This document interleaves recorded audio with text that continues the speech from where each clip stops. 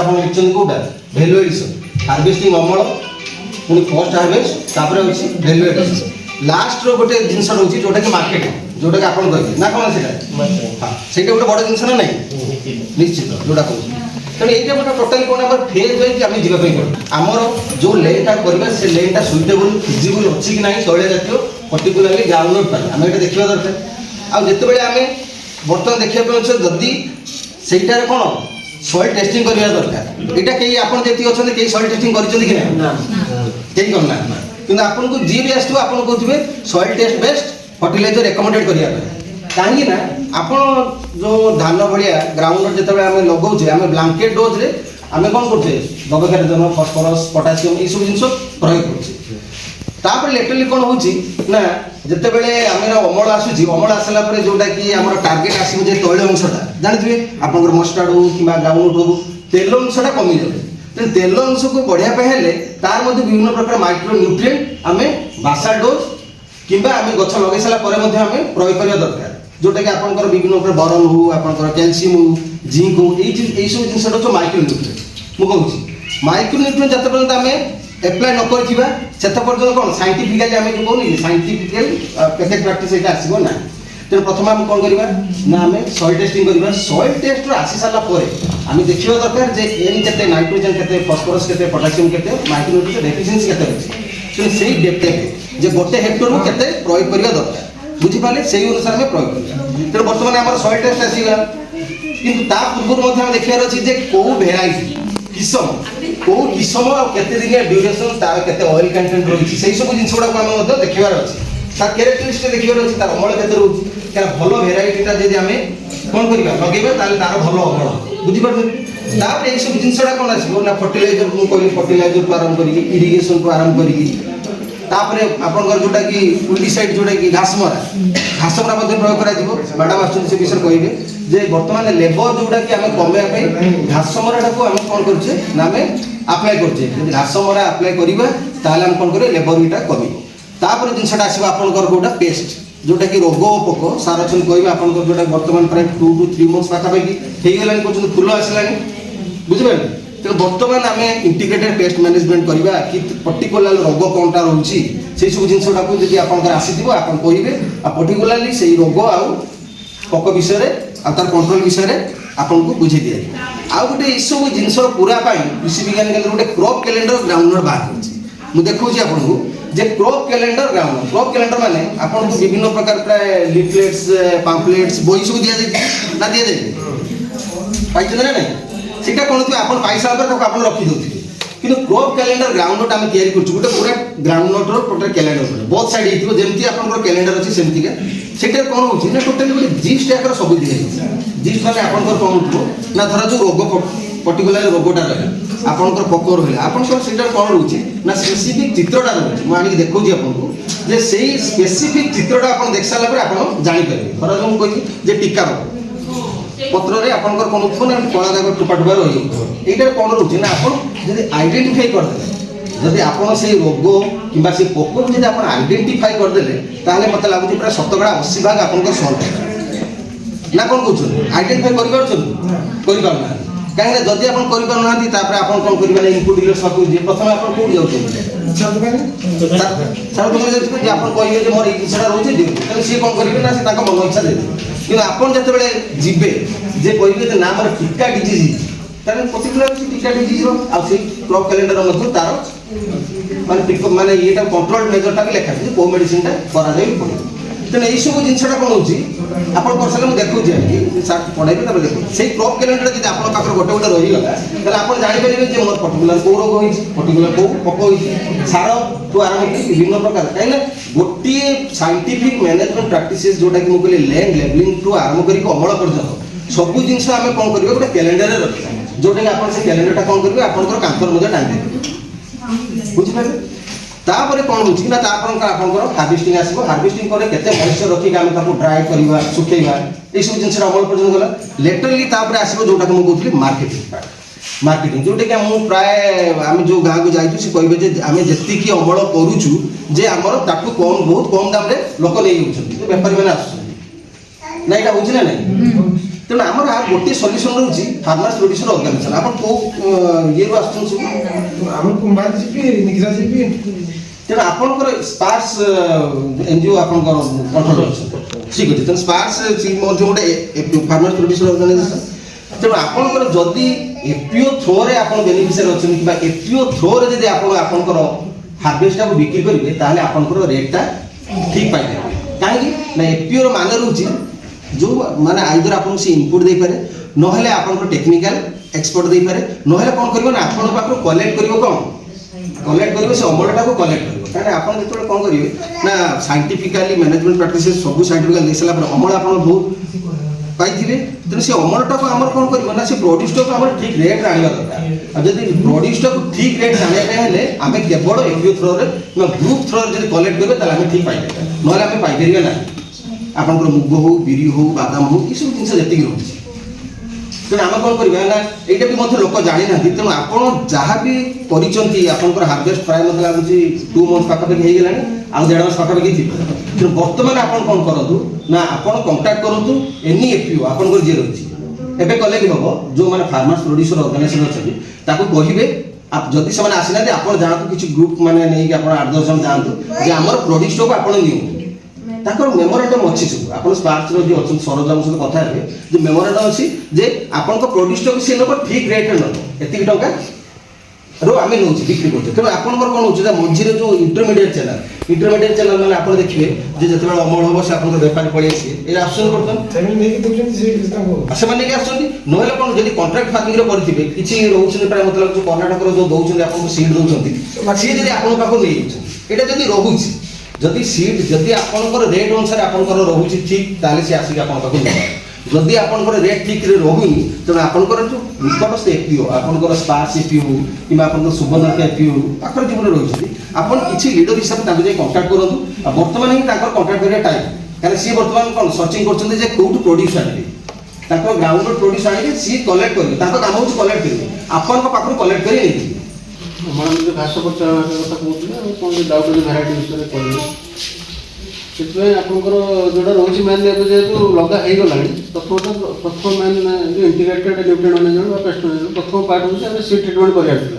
समस्त बिहन विशोधन करके लगे बादाम लगे सूर्य मुग कर बिहन विशोधन न कले आपंकर गोटा प्रथम स्टेज बाहर है कि आदि कौन थंडा छाड़ीदेला जला पोक भी आटाक कर चान्स अच्छी से आप जो करेंगे जहाँ अल्प किसी कर नेक्स्ट टाइम रू आप बिहन विशोधन करने को मस्ट ट्राए करेंगे कहीं बिहन में जेनराली रोगर जीवाणुटा रोगर बिहन में रोचे मेनली आम बोड़ी देता जस्ट गच छोट छोट रोगटा से बाहर आ फास्ट स्टेज जो रोग बाहरगला से मेडिसिन दवा गछटा सुस्थ हम ना अमला इभेन्चुअली आसब ना से आप बिहन विशोधन करेंगे बादाम जो सूर्यमुखी को अच्छे आपंकर सोरिष रहा राशि रहा भिटा आसबार करेंगे ट्रेनिंग जो आसला जानते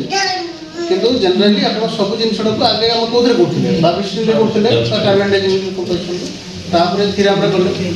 गवर्नमेंट जो भेराइटी बेले आस देखिए जो धला कलर पैकेट गोटे थाए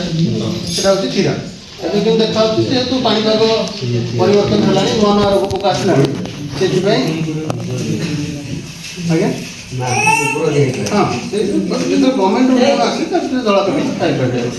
କିନ୍ତୁ ଏବେ ଦେଖାଯାଉଛି କ'ଣ ନୂଆ ନୂଆ ରୋଗ ଯେହେତୁ ଆସୁଛି ବାଦାମରେ ବି କି ଅନ୍ୟାନ୍ୟ ଅଏଲ୍ ଷ୍ଟେଟ୍ ବା ସୂର୍ଯ୍ୟମୁଖୀ ସେଥିପାଇଁ ସେଟା ଏତେ ଭଲ କାମ ଦେଉନି କାମ ଦେଉନି ସେଇଥିପାଇଁ ଏବେ ଚାଲିଛି କ'ଣ ଆପଣ ଭିଟାସ୍ ପାୱାର ଯେଉଁଟା କେମିକାଲ କମ୍ପୋଜିସନ୍ ଥେରାପି ଅଛି ତା ସହିତ କାର୍ବୋଜିନ୍ ପାଇଁ ଗୋଟେ କେମିକାଲ କମ୍ପୋଜିସନ୍ ଅଛି ସେଇଟା ବି କେଜିଏ ବିହନରେ ଆପଣ 2 ଗ୍ରାମ ହିସାବରେ ବିହନ ବିଶୋଧନ କରିବେ ଜେନେରାଲି ଅନ୍ୟ ଗୁଡ଼ାରେ ଯେତେବେଳେ ଆମେ ଡାଇରେକ୍ଟ ଶୁଖିଲା ବିହନ ବିଶୋଧନ କରିବା ସପ୍ତାହେ ଆଗରୁ ତାକୁ କରିକି ରଖିଦେବା ଦରକାର କାହିଁକି ରଖିବା ଦରକାର ଯେ ତାର ଜୀବାଣୁଟା ପ୍ରପର୍ ମରିବ ନହେଲେ ଅଧା ଜୀବାଣୁ ମରିଥିବ ଆଉ ଅଧା ଥିବ ସେ ବି ପୁଣି ରୋଗ ପଡ଼େଇବ ସେଥିପାଇଁ ବୁଣିବାର 7 ଦିନ ଆଗରୁ ଆମେ କରିବା କିନ୍ତୁ ବାଦାମଟାକୁ ନୁହଁ बादाम যদি खोल देगी 7 दिन आगे तो तो मॉइस्चर चलते बादाम नु किंतु अन्य मुगपरी हो सोरिष राशि हो से शुखला बिहन विशोधन करवा हल्का टे खाली पानी छीटिक जब पाउडरटा लगे से गोटे ग्लोव्स पिंधि ये भिटास पावर हूँ केजी बिहन में आप 2 ग्राम बुझे सपोज आम मुगपरी 10 केजी पका पंजी धर ना 20 ग्राम हिसाब से आम ना ଆଉ ଧାନରେ ଯଦି କହିବେ ଧାନରେ ପାଣି ଯେତେବେଳେ ବତୁରଉଛେ ସେତେବେଳେ ଆମେ ଦେଇଦେବା ଯଦି ଆମର ସୁବିଧା ହେଉନି ସେତେବେଳେ। ବାଦାମରେ କ'ଣ ବାଦାମରେ ରୋଗ ଗୁଡ଼ା ଅଲଗା ଟାଇପ୍ର ଆପଣଙ୍କର କ'ଣ ସଡ଼ା ରୋଗ ଆସିବ ଟିକା ଟିକା ରୋଗ ଆସିବ ତାର ଅଲଗା ଟାଇପ୍ର ରୋଗ। ବାଦାମଟାକୁ ବିହନ ବିଶୋଧନ କରାହେବ ଟେବୁକନା ହେଲା କି ଟେବୁକନା କଲେ ଆପଣଙ୍କର ବାୟୋ କମ୍ପାନୀ ଗୋଟେ ଫୋଲିକୋର ନାଁରେ ମିଳୁଛି ହେଲା କି ଅନ୍ୟ କମ୍ପାନୀ ଅନ୍ୟ ନାଁରେ ବି ଆସୁଛି କିନ୍ତୁ ସେଇଟା ଭଲ କାମ ଦେଉଛି ସେଥିପାଇଁ ତାକୁ ବି ଆପଣ କେଜି ବିହନରେ DMR ଲେଖା ହିସାବରେ ତାକୁ ବିହନ ବିଶୋଧନ କରିବେ। এটা হচ্ছে আপনার রোগ পাই রোগটা হবনি। সেকেন্ড হচ্ছে এটা হচ্ছে কেমিক্যাল বিহন বিশোধন করা যদি সপোজ জনে চাইব যে মু অর্গানিক মেথডরে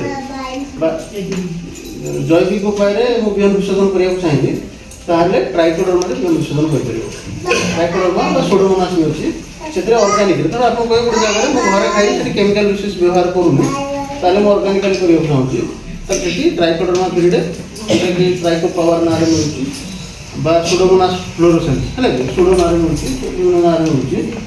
ତାକୁ ବି ଆଣିକି ଆପଣ ବିହନ ବିଶୋଧନ କରିପାରିବେ। ସେଇଟା କିନ୍ତୁ ଡବଲ ମାନେ କେମିକାଲ ଠାରୁ ଡବଲ ଧର କେମିକାଲ ଆମେ 2 ଗ୍ରାମ ଦେଉଛି ସେଇଟା 4 ଗ୍ରାମ ପାଖାପାଖି କେଜି ବିହନ ଦେବାକୁ ପଡ଼ିବ। ମେଥଡ଼ ସେ ସମାନ କିନ୍ତୁ ଡୋଜଟା ଟିକେ ବଢ଼ିବ। ଆଉ ସେଗୁଡ଼ା କ'ଣ ବଞ୍ଚିଲା ଜୀବାଣୁ ଗୁଡ଼ା ଟ୍ରାଇକୋଡର୍ମା ବା ସୁଡୋମୋନାସ୍ ସବୁ ବଞ୍ଚିଲା ଜୀବାଣୁ ଗୁଡ଼ା ତାର ଏକ୍ସପାୟରି ଡେଟ୍ ବର୍ଷେ ଭିତରେ ଥିବ ମାନେ ବୁଝିପାରିଲେ କାହିଁକି ସେଟା ବଞ୍ଚିଲା ଜୀବାଣୁ କେମିକାଲ ଗୁଡ଼ା ଆପଣଙ୍କର 3 ବର୍ଷ ଯାଏ ଏକ୍ସପାୟରି ଡେଟ୍ 3 ରୁ 5 ବର୍ଷ ଥିବ କିନ୍ତୁ ଏଇଟା ବର୍ଷେ ଥିବ। ସେଥିପାଇଁ ଏଇ ଦୁଇଟା ମେଥଡ଼ରେ ଆପଣ ବିହନ ବିଶୋଧନ କରିବେ। ତାପରେ ଗୋଟେ କଥା ହେଉଛି କ'ଣ ମାଟି ବିଶୋଧନ ବୁଝିପାରୁଛ ମାଟିରେ ଯେଉଁ ସାର୍ କହୁଛି ମାଟି ପରୀକ୍ଷା କାହିଁକି ଯେଉଁ ହେଉନି ବା ମାନେ ଅସୁବିଧା କ'ଣ ହେଉଛି ମାଟିରେ ଗୋଟେ ପିଏଚ୍ ଯେଉଁଟା ଅଛି ଅମ୍ଳୀୟତା ବା ଅମ୍ଳତା ସେଇଟା ଆମେ ଜାଣିପାରୁନୁ। ମାଟି ପରୀକ୍ଷା କଲେ କ'ଣ ମେନ୍ ଜିନିଷଟା ତ ଜଣାପଡ଼ିବ କ'ଣ ଆପଣଙ୍କର ନ୍ୟୁଟ୍ରିଏଣ୍ଟ କ'ଣ ଅଛି ଅମ୍ଳଜାନ ଫସ୍ଫରସ୍ ପଟାସ୍ ବା ଅନ୍ୟାନ୍ୟ ଅନୁସାର ଗୁଣସାର ଯାହା ଅଛି ଜଣାପଡ଼ିବ କିନ୍ତୁ ଆପଣଙ୍କର ମେନ୍ ଜଣାପଡ଼ିବ ପିଏଚ୍ ପିଏଚ୍ଟା ଯଦି ମାଟିରେ ଆପଣଙ୍କର କମ୍ ବେଶୀ ଥିବ ସେଇଠି ଅସୁବିଧା କ'ଣ ହୁଏ ଆମେ ଯଦି ବାହାରୁ ବହୁତ ସାର ଦେଉଛେ ଗଛ ତଥାପି ନେଇପାରିବ। ଜେନେରାଲି ସମୁଦ୍ର ପଡ଼ିଆ ସେଇପଟ ସାଇଡ୍ ମାଟି ଛାଡ଼ିଦେଲେ ଆମର ଜେନେରାଲ ମାଟି ଗୁଡ଼ା ଏସିଡ଼ିକ୍ ମାଟି ପ୍ରାୟ ଯେଉଁଟାକି ଆପଣଙ୍କ ପିଏଚ୍ଟା 6.5 ରୁ 6.5 କମ୍ କମ୍ ଥିବ। ଯେତେ କମ୍ କମ୍ ହେବ ମାଟିର ଏସିଡ଼ିଟି ସେତେ ବଢ଼ିବ। ଆଉ ଯାହାଦ୍ୱାରା କ'ଣ ହେବ ମାଟିରେ ଯାହା କିଛି ଅଲରେଡ଼ି ଅଛି ପ୍ଲସ୍ ଆମେ ଯାହା ବାହାରୁ ସାର ଦେଉଛେ ତାକୁ ଗଛ ନେଇପାରିବ ନା। ସେଥିପାଇଁ ମାଟି ପରୀକ୍ଷା ମିନିମମ୍ 3 ବର୍ଷରେ ଥରେ କରାଇବେ। डिपार्टमेंट थ्रो होची है आप कंटाक्ट करी बेडब्ल्यू कृषक साथी कंटाक्ट करेंगे मैडम सहित कंटाक्ट करेंगे है बाहर भी प्राइवेट लैब भी जलस्वर फलस्वर अच्छी प्राइवेटली भी आप पैसा देख करेंगे किंतु गवर्नमेंट करेंगे मागना ना टाइम लगे 3 वर्ष 6 मास टाइम लगे आपंकर जी बेडब्ल्यू कृषक साथी अच्छा आत्मा ऑफिस जानते से कंटाक्ट करेंगे आप माटी केमती परीक्षा करेंगे प्रति फील्ड दरकार ना प्रति 5 एकड़ ग्रीन सैंपल गोटे हम से 5 एकड़ भितर जी जनकर प्लट आसो से माटी परीक्षा समस्त जोटा कि पीएच आप जना पीएच जना पड़े कौन जो माटी एसिडिक बेसी थी आप विशोधन करेंगे चाष आरंभ केमती करेंगे आपंकर अर्गानिक उपाय कले आम खत अधिका दबा आपंकर जिया खत जो मिलूँ भी आम अवेलेबल करूँ जिया खत भी आप अधिका देकी भी माटी विशोधन हो पार ना देते कौन आपको 4-5 क्विंटाल पाखापाखि एकड़ को देवा पड़े कि आम शीघ्र गोटे रेजल्ट चाहूँ आवेलेबल होनी अर्गानिक जिन केमिकाल दी करवा ताहले आम कैल्शियम कार्बोनेट चून तो माछ पोखरी जो चून पकाऊ से चून को आम दबा एकड़ पिछा गोटे क्विंटाल बिना माटी परीक्षा ब्लांक दबा गोटे क्विंटाल पाखापाखि एकड़ पिछा देवा पड़ो आउ जो प्रथम हलटा होती माटी मिसाइबा पड़ो आहरी भी माटी अम्लीय कमाई आम थे थे आप जो ब्लक मिलूँ आप धनीचा मिलूँ धनीचा भी आनी धान चाष पूर्व हल कर माटी मिसले भी सी भी अम्लता भी कटे बुझे ग्रीन मैन्योर क्रॉप कहूँ सबुज फसल ताकू भी आप से भाया आपंकर चून जो देवे कि मिनिमम 15-20 दिन आगुरी देवे बुणवार लगेबार मंदी बुणवार लगेबार 15-20 दिन आगुरी देवे आज मैंने 2 दिन आगुरी देवी लगे खराब हवा चान्स अच्छे से प्रति वर्ष नक अल्टरनेट ईयर भी चून देते आपंकर हो ब्लॉक सहित भी कंटाक्ट करेंगे आत्मा ऑफिस सहित बेले बेले वर्ष वर्ष मध्य मध्य आसे पत्थर गुंड चून डेवलपमेंट पत्थर गुंड चून आसे से पत्थर चून पकड़े भी हम है थे पकड़े से अम्लता कटो माटीर पीएचटा 6.5 ରୁ 7.5 आसो नॉर्मल नॉर्मल को आसिले ही आम जहाँ सार दबा माटी जहाँ सार अच्छी गछ भलसे नहीं पार ना नहीं पार तापर हूँ आपंकर देदेला कौन जी चिनाबादाम चाष चिनाबादाम चाष जो पचार को लगे चिनाबादाम चाष देखा कौन बेले बेले लास्ट बेलू भी देखा आपंकर टिकला बेलू बढ़ला बेलू बतर किले भी टाइम बेलू खिड़ी से गोटे नुआ रोग बाहर बैक रोड कहूँ ହେଲା କି ସିଏ ମାଟିର ବତର ଥିବ ତଥାପି କିନ୍ତୁ ଟାଣିଲା ବେଳକୁ ଛିଡ଼ିବ। କିନ୍ତୁ ସେଗୁଡ଼ା କ'ଣ ସେତେବେଳେ ମେଡ଼ିସିନ ସ୍ପ୍ରେ କଲେ କାମ ଦେବ ନାହିଁ, ବୁଝିପାରୁଛନ୍ତି? ସେଇଥିପାଇଁ ଯେଉଁ ଟ୍ରାଇକୋଡ୍, ସେଥିପାଇଁ ସେ ଯେଉଁ ପଚା ରୋଗ ବା ଅନ୍ୟାନ୍ୟ ରୋଗ ଯେଉଁ ଲାଗୁଛି ବାଦାମରେ ତାର ମେନ୍ ସମସ୍ୟା ମାଟିରେ ରହୁଛି। ତାର ରୋଗ ମେନଲି ମାଟି ଏସିଡ଼ିକ୍ ରହୁଛି, ପ୍ଲସ୍ ତାର ରୋଗ ଜୀବାଣୁ ଏସିଡ଼ିକ୍ ହେଲେ ବେଶୀ ରହିବ ମାଟିରେ, ହେଲା କି ବେଶୀ ହେଇଯିବ, ମାନେ ତାର ଇନଫେକ୍ଟିଭନେସଟା ବେଶୀ ହେଇଯିବ। ସେଥିପାଇଁ ଆମେ ମାଟି ବିଶୋଧନ କରିବା, ବିହନ ବିଶୋଧନ କଲେ ତାପରେ କ'ଣ କରିବା, ଯେଉଁ ଟ୍ରାଇକୋଡର ଅର୍ଗାନିକାଲି କରିବାକୁ ଚାହିଁଲେ ଯେଉଁ ଭଲ ରେଜଲ୍ଟ ପାଇଁ ଟ୍ରାଇକୋଡର୍ମା ଭିରିଡି କହିଲେ ବିହନ ବିଶୋଧନ ଯେଉଁଟା କରାହେଉଛି, ସେଇ ଟ୍ରାଇକୋଡର୍ମା ଭିରିଡିକୁ 2 କେଜି ପାଖାପାଖି ଗୋଟେ ଏକରେ ଦେବାକୁ ପଡ଼ିବ। କେମିତି ଦେବେ ଟ୍ରାଇକୋଡର୍ମା ଭିରିଡି 2 କେଜିକୁ? সেটা যেহেতু গোটে বঞ্চিলা জীবাণু কহিলি তাকে গোটে প্রথমে 50 ରୁ 100 কেজি খতরে গোলাইকি রখা হব চাষ আরম্ভ হল কি বা অতি বেশি 25 দিন মাসে ভিতরে মানে হল কি সেই ভিতরে তাকে সেই 2 কেজি ট্রাইকোডর্মাকে খতরে গোলাইকি রখিবে, পানি টিকে ছিঞ্চিবে, তাকে গোটে জরি করে ফাঁকা গোটে গোলাইকি রখা হব পুরা ডাইরেক্ট খরাবে। যেহেতু সে জীবাণুটা আছে বঞ্চিলা জীবাণুটা সে নহলে মরিଯିବ, ড্রাই হয়ে গেলে খতটা মরিଯିବ। যদি খতরে ময়েশ্চর না তাহলে আমি মঝে মঝে পানি ছিঞ্চি পারিবা, ডেলি টিকে টিকে সন্ধ্যাবেଳ ସକାଳେ ପାଣି ଟିକେ ଛିଞ୍ଚି ପାରିବେ, ତାକୁ ଘାଣ୍ଟା ଘଣ୍ଟା କରିପାରିବେ, ଯାହାଦ୍ୱାରା କି ସପ୍ତାହେ ଭିତରେ ସେ ଜୀବାଣୁଟା ଆପଣଙ୍କର ସେଇ ଖତରେ ବଢ଼ିଯିବ। ତାପରେ ସେ ଖତଟା ଆମେ ଜମିରେ ଦେଇକି ବୁଣିଦେବା, ମାଟିରେ ମିଶାଇଦେବା, ଯାହାଦ୍ୱାରା କି ସେ ଯେଉଁ ରୋଗର ଜୀବାଣୁ ମାଟିରେ ଅଛି ତାକୁ ସିଏ ନଷ୍ଟ କରିବ, ବୁଝିପାରୁଛନ୍ତି? ସେକେଣ୍ଡ ହେଉଛି ଯଦି ବି ଏଇଟା କଲା ପରେ ବି ରୋଗ ଲାଗିବ ତାପରେ ବି ସେଇ ଟ୍ରାଇକୋଡର୍ମାକୁ 4 ଗ୍ରାମ ହିସାବରେ 1 ଲିଟର ପାଣିରେ ମିଶାଇକି ଆମେ ସ୍ପ୍ରେ କରିବା ଗଛ ମୂଳରେ। ଉପରେ ସ୍ପ୍ରେ କଲେ ସେଟା ଠିକ୍ ନାହିଁ, ଗଛ ମୂଳକୁ ଦେଖିବାକୁ ପୁରା ମେଲି ହେଇଯିବ। କିନ୍ତୁ ନହେଲେ ଆମେ ପାଣି ଯେତେବେଳେ ମଡ଼ଉଛେ ପାଣି ସାଥିରେ ଇରିଗେସନରେ ଦେଇପାରିବା, ଆଉ ତ ଉପାୟ କିଛି ନାହିଁ। ମାନେ ସେଟା କିନ୍ତୁ ଉପରେ ସ୍ପ୍ରେ କଲେ କ'ଣ ହେବ, ଇଫେକ୍ଟିଭନେସ୍ ନାହିଁ, ଜୀବାଣୁଟା ମୂଳରେ ଅଛି। ଯେମିତି ବାଇଗଣରେ ଆପଣ ଝାଳ ଲାଗୁଛି ସେ ମୂଳରେ ଅଛି ଜୀବାଣୁ। ନା ସେଇଠି ଆମେ କହୁଛୁ ସ୍ପ୍ରେଟା ଟିକେ ଦେଖେଇକି ତା ତଳକୁ କିଛି ମାରିବାକୁ ପଡ଼ିବ, ନହେଲେ ସେଇଥିପାଇଁ ପ୍ରଥମରୁ ଦେବାକୁ ପଡ଼ିବ, ବୁଝିପାରୁଛନ୍ତି? ପ୍ରଥମ ନ ଦେଲେ ପରେ ଏଇ ଅସୁବିଧାଟା ଏବେ ହେବ। ପ୍ରଥମରୁ ଆରମ୍ଭ କେମିକାଲ ନେଲେ ସେଇ ଯେଉଁ ଟେବୁକୋନାଜୋଲ, ଖାଲି ଟେବୁକୋନାଜୋଲ ମିଳୁଛି, ଆଜୋକ୍ସିଷ୍ଟ୍ରୋବିନ୍ ଟେବୁକୋନାଜୋଲ ମିଳୁଛି, ହେଲା କି ଆଜୋକ୍ସିଷ୍ଟ୍ରୋବିନ୍ ଡାଇଫେନକୋନାଜୋଲ ମିଳୁଛି, ସେଇଭଳିଆ ଟେବୁକୋନାଜୋଲ ଜାତୀୟ ବିଷକୁ ତାକୁ ଆମେ ମୂଳରେ ଦେବାକୁ ପଡ଼ିବ ବା ସ୍ପ୍ରେ କରିବାକୁ ପଡ଼ିବ। ଏବେ ତାକୁ ବୁଣି ହେବ, ବୁଣିଆ ସିଷ୍ଟମ ବୁଣିଆ ସିଷ୍ଟମ କରିହେବ, ବୁଣା ଦିଆ ହେବ, ଟେବୁକୋନାଜୋଲ ତାକୁ ବାଲି ସହିତ ଗୋଳେଇକି ବୁଣି ହେବ। ଭଲ ରେଜଲ୍ଟ ଦେଖାଉଛି। ଆଗ ତ ଗମନ ରେଜଲ୍ଟ କ'ଣ କରୁଥିଲେ, ଭଲ ରେଜଲ୍ଟ ଦେଖାଉଛି, ମାନେ ପ୍ରଥମ ଦେଇଦେଲେ କିନ୍ତୁ ଭଲ ରେଜଲ୍ଟ ଦେଖାଉଛି। ପରେ ହେଲା ବେଳକୁ ଯେଉଁଟା ଆପଣ କହୁଛନ୍ତି ପ୍ରାକ୍ଟିକାଲ ପ୍ରୋବ୍ଲେମ୍, ସ୍ପ୍ରେ କଲା ବେଳକୁ ଗଛ ଘଞ୍ଚ ହେଇଯାଇଥିବ, ସ୍ପ୍ରେ କରିବାଟା ଅସୁବିଧା ହୁଏ ମୂଳକୁ। ଏଇଟା ଇଫେକ୍ଟିଭ ବେଶୀ କରି ପତ୍ରରେ ଯେଉଁ ରୋଗଟା ହେବ, ପତ୍ର ଶାଗ ପତ୍ର ପୋଡ଼ା ଗୁଡ଼ା ସେଗୁଡ଼ା କମିଯିବ, କିନ୍ତୁ ମୂଳ ଛଡ଼ା କାଣ୍ଡ ଛଡ଼ା ଗୁଡ଼ା ସେଗୁଡ଼ା ଟିକେ ଅସୁବିଧା କରିବ। ଲିକ୍ୱିଡ଼ ଆସୁଛି ତାକୁ କ'ଣ ଏବେ ସ୍ପ୍ରେ କରିକି ପ୍ରଥମ ଅବସ୍ଥା କରିପାରିବେ, ନହେଲେ ବାଲିରେ ଗୋଳେଇକି ଛାଡ଼ି ପାରିବେ, ସେମିତି ହେଲେ କିଛି ଅସୁବିଧା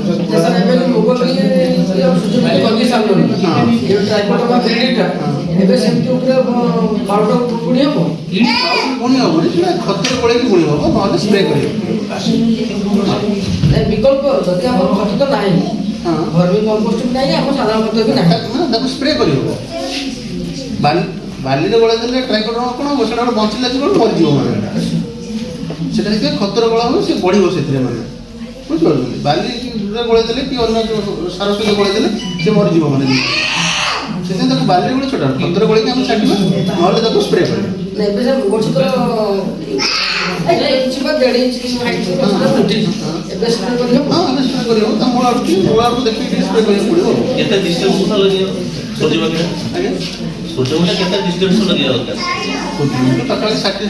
ସେଣ୍ଟିମିଟର 60 ସେଣ୍ଟିମିଟର। 40 ମିନିମମ୍, ହାଇବ୍ରିଡଟା 60 ଆଉ ଏମିତି ନର୍ମାଲଟା 45। ମ୍ୟାଡ଼ାମ୍ କହିଦେଉଛି ସେଥିପାଇଁ ତାକୁ ମାନେ ରୋଗର ଜୀବାଣୁଟା କେଉଁଠି ଅଛି ଆମେ ଏକ୍ଜାକ୍ଟଲି ଜାଣିବା ଦରକାର। ରୋଗର ଜୀବାଣୁ ଯଦି ରୋଗଟା ମାଟିରେ ଯେଉଁ ଜୀବାଣୁ ପାଇଁ ହେଉଛି ତାହେଲେ ଆମେ ମାଟିରେ ସ୍ପ୍ରେ ଦେବା ଦରକାର। ଯେମିତି ବାଇଗଣ ଏକ୍ଜାମ୍ପଲଟା କହିଲି ଯେ ଝାଉଳ ରୋଗର ଜୀବାଣୁ ମୂଳରେ ରହୁଛି, ଆମେ ଯଦି ସ୍ପ୍ରେ ଦେବା ତାହେଲେ ହେବନି।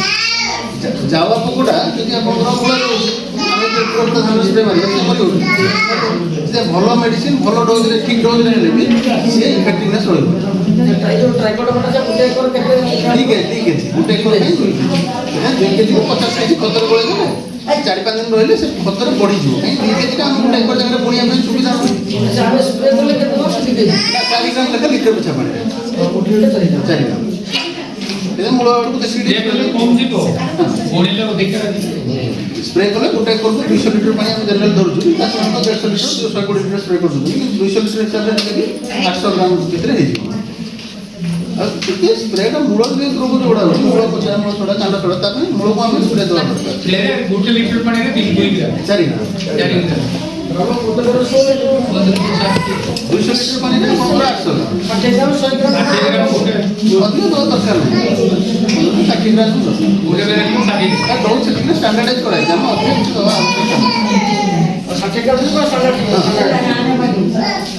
ସେଟା ଦେଇପାରିବା ନହେଲେ ସୋଡୋମୋନାସ୍ ବି ଅଛି ଟ୍ରାଇକୋଡର୍ମା ଏଗେନ୍ଷ୍ଟରେ ସୋଡୋମୋନାସ୍ ବି ଅଛି ସେଟା ଗୋଟେ ଡୋଜ୍ ଦେଉ 3 ଗ୍ରାମ ଲେଖା ଲିଟର ପାଣିରେ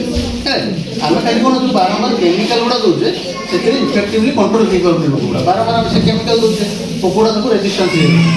ବୁଝିପାରୁଛୁ ସେଇଟା ଆମେ ଅଲ୍ଟରନେଟ୍ କରିବା ସପୋଜ୍ ଆମେ ଗୋଟେ କେମିକାଲ ଦେବା କିନ୍ତୁ ଆମେ ଅଲ୍ଟରନେଟ୍ କରିକି ଦେଲେ ବି ସେ ଭଲ କାମ ଦେଖିବ କିନ୍ତୁ ଆମେ କ'ଣ ଯେଉଁଟା ଭଲ କାମ ଥରେ ଦେଇଦେଲା ମାନେ ତାକୁ ହିଁ ବାରମ୍ବାର ଦେଇ ଚାଲୁଛେ ସେଥିପାଇଁ ପୋକଗୁଡ଼ା ରେଜିଷ୍ଟାନ୍ସ କରିବ 5 ବର୍ଷ ଆଗରୁ ଦେବା ପୋକ ପାଇଁ ଯେଉଁ ମେଡ଼ିସିନ୍ ଗୁଡ଼ା କାମ ଦେଉଥିଲା ଧାନରେ ଆଜିକା ଡେଟ୍ରେ ଏତେ କାମ ଦେଉନି କାମ ଦେଉଛି କି ଏସିପେଡ଼ି ମିଡ଼ିଆ ପ୍ରୋପର୍ଟି ଗୁଡ଼ା କାମ ଦେଉଥିଲା ଆଜିକା ଡେଟ୍ରେ କାମ ଦେଉନି ଏବେ ସବୁ ବେକ୍ସାଲନ୍ ବା କମ୍ପୋଜର ସବୁ ଦିଆହେଉଛି ସେଇଥିପାଇଁ ଆପଣଙ୍କର ଯଦି ରୋଗଟା କଥା ଯେଉଁ କହିଲି ଏଇ ମେଥଡ଼ରେ ଅର୍ଗାନିକ୍ ଜିନିଷଟାକୁ ଯଦି ଆପଣ ଟିକେ ଇଣ୍ଟିଗ୍ରେଟେଡ୍ ବେଷ୍ଟ ମ୍ୟାନେଜମେଣ୍ଟ ମାନେ ଗୋଟେ ନୂଆ ଜିନିଷଟା ବା ଅର୍ଗାନିକ୍ ଜିନିଷଟା ଆଡ୍ କରାଇବେ ଖାଲି କେମିକାଲ ବେସ୍ରେ କରାଇବେନି ବୁଝିପାରିଲେ ସେଇ ଜିନିଷଟା କରାଇଲେ ଆପଣଙ୍କର ରୋଗ ସମସ୍ୟାଟା କମ୍ ହେବ ଆଉ ଯେଉଁମାନେ ନୂଆ ବି ଏବେ ଜଷ୍ଟ ବାଦାମ ପୋଡ଼ାପୋଡ଼ି ହେଇନି ତାହେଲେ ବାଦାମଟା ଭଲ ହେବା ପାଇଁ ବି ବାୟୋ ଫର୍ଟିଲାଇଜର ବି ଦେଇଦେବେ ଏଇ ଯେଉଁ ଟ୍ରାଇକୋଡର୍ମା ହେଉଛି ବାୟୋ ପେଷ୍ଟିସାଇଡ୍ ଆପଣଙ୍କର ବାୟୋ ଫର୍ଟିଲାଇଜର କିଛି ମୁଗବିରିରେ ଦେବା ପାଇଁ ବା ବାଦାମରେ ଦେବା ପାଇଁ ଡାଲି ଜାତୀୟ ଫସଲ ପାଇଁ ବାୟୋ ଫର୍ଟିଲାଇଜର ଅଛି ଯେଉଁଟାକି ଆପଣଙ୍କର ରାଇଜୋବିୟମ୍ ଭଲ ଯଦି ବ୍ଲକ୍ ଫ୍ଲକ୍ରୁ କାହାକୁ ମଞ୍ଜି ମିଳିଯିବ ବ୍ଲକ୍ରୁ ବି ବେଳେବେଳେ ଦିଆ ହୁଏ ସେ ଯେଉଁ ଗୋଟେ ଲିକ୍ୱିଡ଼ ଭଳିଆ ଦିଆ ହୁଏ ପାଉଡର ଜେନେରାଲି ପାଉଡର ଟ୍ରାଇକୋଡର୍ମା ବିଡ଼ି ଦେବେ ଆପଣଙ୍କର ନ୍ୟୁଟ୍ରିଏଣ୍ଟ ପାଇଁ ଖାଦ୍ୟ ବଢ଼ାଇବା ପାଇଁ ବା ଆପଣଙ୍କର ଚେରରେ ଯେଉଁ ଗଣ୍ଠି ଗୁଡ଼ା ବଢ଼ାଇବା ପାଇଁ ମୁଗବିରି ଆଉ ଆପଣଙ୍କର କ'ଣ ଚିନାବାଦାମରେ ଗଣ୍ଠି ହେଲେ ସିନା ବାତୁଡ଼ି ହେଲେ ଭଲ ଅମଳ ଦେବ ଯେତେ ହେବ ଅଧିକା ଭଲ ଅମଳ ଦେବ ତା ପାଇଁ ଆମକୁ ବାୟୋ ଫର୍ଟିଲାଇଜର ଦରକାର ବାୟୋ ଫର୍ଟିଲାଇଜର ରାଇଜୋବିୟମ୍ ବାୟୋ ଫର୍ଟିଲାଇଜର ଦେବେ ମୁଗବିରି ରାଇଜୋବିୟମ୍ ଏଇ ଟ୍ରେନିଂ ଆଣିକି ଦେଖେଇଦେବି ଲିକ୍ୱିଡ଼ ରାଇଜୋବିୟମ୍ ଆଣିକି ଆସିଲାଣି ଖତରେ ବି ଗୋଳା ହେଇକି ଆସେ ଗଭର୍ଣ୍ଣମେଣ୍ଟ ଯେତେବେଳେ ଓଲିଉଡ଼ରେ ସେଟା ଯେଉଁ ମିଳୁଛି ଖତରେ ଗୋଳେଇକି ଜିନିଷଟା ତାକୁ ବି ଆସେ ସେଥିରେ ବି ଦେଖାହେଉଛି ସେ ଖତ ଯେଉଁ ଗୋଳେଇକି ଆସେ ଯେଉଁଥିରେ ଖତରେ ଗୋଳା ହେଇକି ପ୍ୟାକେଟ୍ଟା ହିଁ କଳା ରହିବ ସେ କ'ଣ ବେଶୀ ଦିନ ରହେନି 3-4 ମାସ ଭିତରେ ସେ ଜୀବନଟା ବଞ୍ଚିବ ସେଇଥିପାଇଁ ଏବେ ଲିକ୍ୱିଡ଼ ବି ଆସିଲାଣି ଲିକ୍ୱିଡ଼ ରାଇଜୋବିୟମ୍ ଆସିଲାଣି ଲିକ୍ୱିଡ଼ ପିଏସ୍ ବି ଆସିଲାଣି ହେଲା କି ସେଥିପାଇଁ ରାଇଜୋବିୟମ୍ଟାକୁ ବି ଆପଣ କେଜିଏ ବିହନରେ 20 ml ହିସାବରେ ତାକୁ ବିହନ ବିଶୋଧନ ବି କରିପାରିବେ ଯଦି ନେକ୍ସଟ ଥରକୁ ଦିଆହେଇଛି କହୁଛନ୍ତି ସାର୍ ଆପଣଙ୍କର କେଜିଏ ବିହନରେ ଆପଣଙ୍କର ରାଇଜୋବିୟମ୍ 20 ml ଯଦି ଦେବେ ମୁଗବିରିରେ ଟିକେ କଥା ହୁଅନ୍ତୁ ନମସ୍ତେ ବାଦାମ ଯଦି ଆପଣଙ୍କର ଯେହେତୁ ବଡ଼ ମଞ୍ଜିଟା କେଜିଏ ବିହନରେ 50 ml ପାଖାପାଖି ଦିଆହେଉଛି ରାଇଜୋବିୟମ୍ ହେଲା କି ଆଉ ଖତ ସହିତ ହେଲେ ତାକୁ ଗୋଟେ ପାଣିରେ ଗୋଳେଇକି ଆମକୁ ମଣ୍ଡ ଭଳିଆ କରିକି ବୁଣିବାର ଘଣ୍ଟେ 2 ଘଣ୍ଟା ଆଗରୁ ହିଁ ଆମକୁ ତାକୁ କରିବାକୁ ପଡ଼ିବ ଧର ଆମକୁ ସକାଳ 8-9ଟା ଭିତରେ ବୁଣିବାର ଅଛି ତାହେଲେ ସକାଳ 6ଟା ବେଳକୁ ଆମେ ତାକୁ ମଣ୍ଡରେ ଗୋଳେଇକି ତାକୁ ବିଶୋଧନ କରିବାର ଅଛି ସେଇଟା ଚାରା ଉପଚାର କୁହାଯାଉଛି ହେଲା କି କଲଚର ଉପଚାର ଯେଉଁଟା କୁହାଯାଉଛି ବିହନ ବିଶୋଧନ ଧର ଆପଣ ସୂର୍ଯ୍ୟମୁଖୀରେ ବିହନ ବିଶୋଧନ 6-7 ଦିନ ଆଗରୁ କରିଥିଲେ ଯେଉଁଦିନ ବୁଣା ହେବ ତାର ଘଣ୍ଟେ 2 ଘଣ୍ଟା ବେଳକୁ କଲଚରଟା ଗୋଳା ହେବ ହେଲା କିନ୍ତୁ ଡାଲି ଜାତୀୟ ଫସଲ ପାଇଁ ହେଉଛି ରାଇଜୋବିୟମ୍ ମୁଗବିରି ଚିନାବାଦାମ ପାଇଁ ଅଣଡାଲି ଜାତୀୟ ଫସଲ ସୋରିଷ ରାଶି ଆପଣଙ୍କର ଧାନ ଆଉ କ'ଣ ସୂର୍ଯ୍ୟମୁଖୀ ଏଗୁଡ଼ା ପାଇଁ ହେଉଛି ଆପଣଙ୍କର ଆଜୋଟ ବେଷ୍ଟ ରାଜସ୍ୱ ତା ପାଇଁ ଅଲଗା ନାଇଟ୍ରୋଜେନ୍ ପାଇଁ ଅଲଗା ସେଥିପାଇଁ ତାକୁ କ'ଣ ବିହନରେ ଗୋଳେଇକି ବିଶୋଧନ ବି ବିହନ ଉପଚାର କରିପାରିବେ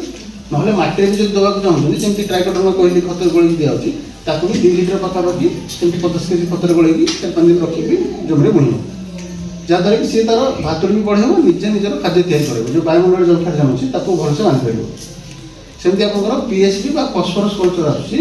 ଯେଉଁଟାକି ଆପଣ ପୂର୍ବ ଚାଷରେ ଯେଉଁ ଦେଉଛନ୍ତି ଫସ୍ଫରସ୍ ଗୁଡ଼ା ଡିଏପି ଥ୍ରୁରେ ବା ଗ୍ରୋମସ୍ତରେ ଦେଉଛନ୍ତି ବହୁତ ସମୟରେ ଫସ୍ଫରସ୍ ସାରଟା କ'ଣ ମାଟିରେ ରହିଯାଉଛି ଯାହାଦ୍ୱାରା କି ମାଟିଟା ଟାଣ କରୁଛି ବା ମାଟିଟା ଭାଙ୍ଗି ପାରୁନି ହାଲକା ହେଇପାରୁନି ହେଲା କି ସେ ଫସ୍ଫରସ୍ଟା କ'ଣ ହେଉଛି ନଷ୍ଟ ହେଉଛି ମାନେ ବସି ମାଟିକି ଟାଣ କରାଉଛି ସେ ଫସ୍ଫରସ୍ଟା ଭାଙ୍ଗିବା ପାଇଁ ଗୋଟେ ପିଏସ୍ପି ବା ଫସ୍ଫରସ୍ ସଲ୍ୟୁବଲାଇଜିଂ ବ୍ୟାକ୍ଟେରିଆ ଯେମିତି ରାଇଜୋବିୟମ୍ କଲଚର କହିଲି ଜଳଖିଆଜାମ ପାଇଁ ସେମିତି ଫସ୍ଫରସ୍ ପାଇଁ ପିଏସ୍ପି କଲଚର ଗୁଡ଼ା ଅଛି ଲିକ୍ୱିଡ଼ରେ ହେଲା ସେଟା ଦେଲେ କ'ଣ ହେବ ସେ ଯେଉଁ ମାଟିରେ ଫସ୍ଫରସ୍ ରହିଯାଉଛି ପୂର୍ବ ଚାଷରୁ ତାକୁ ଭାଙ୍ଗିକି ସେ ଏଥର ଚାଷକୁ ଦେବ ବୁଝିପାରୁଛୁ ସେଇଥିପାଇଁ ସେଇଟା କୁହାହେଉଛି ବାୟୋ ଫର୍ଟିଲାଇଜର ବା ଜୀବାଣୁସାର ଯୋଉଟାକି ଦେଲେ ଆମର ଯେଉଁ କହୁଛନ୍ତି ଖତ ନାହିଁ ବା ଜିଆ ଖତ ମିଳୁନି ତାର ଅଭାବଟାକୁ ସେ ବାୟୋ ଫର୍ଟିଲାଇଜର ଥରରେ ଆମେ ପୂରଣ କରିପାରିବା ହେଲା ତାକୁ ବିହନରେ ବିଶୋଧନ କରିପାରିବା, ମାଟିରେ ବି ଦେଇପାରିବା। ଦେଲେ କ'ଣ ହେବ ସେ ସାର ବି ତାର ନୂଆ ତିଆରି କରାଇବ ପ୍ଲସ୍ ଅମଳ ବୃଦ୍ଧି ବି କରାଇବ। ଆଉ ଯେଉଁ ଆପଣଙ୍କର ଭାତୁଡ଼ି ଯେଉଁଗୁଡ଼ା ହେଉଛି ଡାଲି ଜାତୀୟ ତାକୁ ବି ବଢ଼ିବ। ଏଗୁଡ଼ା ହେଉଛି ଆପଣଙ୍କର କ'ଣ ବାୟୋ ଫର୍ଟିଲାଇଜର କୁହାହେଉଛି ଆଉ ବାୟୋ ପେଷ୍ଟିସାଇଡ୍ କୁହାହେଉଛି। ତାପରେ ସେକେଣ୍ଡ ଜିନିଷ ହେଉଛି ଗୋଟେ ଆପଣଙ୍କର ଇଣ୍ଟିଗ୍ରେଟେଡ୍ ମେଥଡ଼ ଯେଉଁ ପେଷ୍ଟ ମ୍ୟାନେଜମେଣ୍ଟ କୁହାହେଉଛି, ଯେ ଗୋଟେ ଗଲା ଆମର କ'ଣ ଅର୍ଗାନିକ୍ ଥ୍ରୋରେ ଆମେ ଦେଇପାରିଲେ ହେଲା କି। ଆଉ ଗୋଟେ ହେଉଛି ପେଷ୍ଟ ପୋକ ପାଇଁ। ପୋକ ପାଇଁ ଆମେ କେମିକାଲ ଦେଉଛେ, କିନ୍ତୁ ପ୍ରଥମେ ଆମେ କ'ଣ କରିବା ଦରକାର ଯେ ପୋକଟା କେତେବେଳେ ଆସୁଛି ତାକୁ ଜାଣିବା ଦରକାର। ବହୁତ ଜଣ କ'ଣ କରୁଛନ୍ତି ପୋକ ଖାଲି ଶୁଣା କଥାରେ ଯେ ସିଏ ଦେଲା ମୁଁ ବି ମେଡ଼ିସିନ ଦେଇଦେଉଛି, ବୁଝିପାରୁଛୁ। ପୋକ ସେତେବେଳକୁ ଆସିନଥିବ, ଆମେ ଯଦି ସ୍ପ୍ରେ ବାଲା ମେଡ଼ିସିନ ଦେଇଦେଲେ ପୋକ ଆସିନଥିବ, କିନ୍ତୁ 6-7 ଦିନ 8 ଦିନ ପରେ ସେ ମେଡ଼ିସିନ ଏଫେକ୍ଟିଭନେସ୍ ସରିଗଲା, ତାପରେ ପୋକଟା ଆଟାକ୍ କରିବ। ସେଥିପାଇଁ ପୋକର ସର୍ଭେଲେନ୍ସ ପାଇଁ ବା ପୋକ କେତେ ଅଛନ୍ତି ଜାଣିବା ପାଇଁ ଆମେ ପ୍ରଥମେ କିଛି କିଛି ଟ୍ରାପ୍ ଲଗାଇବା ଦରକାର। ଟ୍ରାପ୍ ମାନେ ଆପଣଙ୍କର ୟେଲୋ ଷ୍ଟିକି ଟ୍ରାପ୍ ଅଛି, ହଳଦିଆ ଅଠାଳିଆ ଜନ୍ତା, ବା ବ୍ଲୁ ଷ୍ଟିକିଟା ବ୍ଲୁ କଲର୍ର ଜନ୍ତା ଅଛି, ହ୍ୱାଇଟ୍ କଲର୍ ଅଛି, ବିଭିନ୍ନ ଅଛି। ଜେନେରାଲି ଆମର ୟେଲୋ କଲର୍ ଅଛି ଯେଉଁଟାକି ସକିଂ ପେଷ୍ଟ, ମାନେ ଶୋଷକ ଜାତୀୟ କୀଟ ଯେଉଁଗୁଡ଼ା ଅଛି ତାକୁ ଆଟ୍ରାକ୍ଟ କରିବ। ସିଏ ଆସିଲେ କ'ଣ ହେବ, ଆମେ ଯଦି ଗୋଟେ ଏକରରେ 15-20ଟା ଲଗେଇଦେଲେ ଗୋଟେ ଏକରରେ, ତାହେଲେ ସେ ପୋକଟା ଆସିକି ସେଠି ଲାଗିବ। ଆମେ ସେଇଥିରେ ଜାଣିପାରିବା ଯେ ପୋକ ସଂଖ୍ୟା କେତେ ଆସୁଛି। ଯଦି ପୋକ ସେଥିରେ ବିଶେଷ ପଡ଼ୁନାହାନ୍ତି ତାହେଲେ ପୋକ ଆସିନାହାନ୍ତି। ଗଛ ଯେତିକି ହାଇଟ୍ରେ ଥିବ ତାଠୁ ଟିକେ ଅଧିକା ହାଇଟ୍ରେ ଗୋଟେ ବାଡ଼ି ପୋଖରୀ ତାକୁ ୟେଲୋ ଷ୍ଟିକ୍ଟା ହଳଦିଆ ଅଠାଳିଆ ଦେଖିକି ଲଗା ହୁଏ। ଗୁଣ୍ଡି ପୋକ ଗୁଡ଼ା ଆସିକି ସେଠି ଲାଗିଯିବେ। ଅନଲାଇନ୍ରେ ତାକୁ ପାଇବେ। ଅନଲାଇନ୍ ଯଦି ଫ୍ଲିପକାର୍ଟ ଆମାଜନରେ ଆସୁଛି ତାକୁ ସେ ଅନଲାଇନ୍ରେ ଆଭେଲେବଲ୍ ହେଉଛି। ଦୋକାନରେ ଜେନେରାଲି ଲୋକମାନେ କାହିଁକି ଲୋକ ନେବେନି, କିନ୍ତୁ ହଁ ସେ ଡିମାଣ୍ଡ ରହୁନି। ପ୍ଲସ୍ କ'ଣ ହେଉଛି ସେଇଟା ଦେଲେ ବି ଆପଣ କେମିକାଲ ଖର୍ଚ୍ଚଟା ତାଙ୍କର କେମିକାଲଟା ବି ଦେଇପାରିବେନି।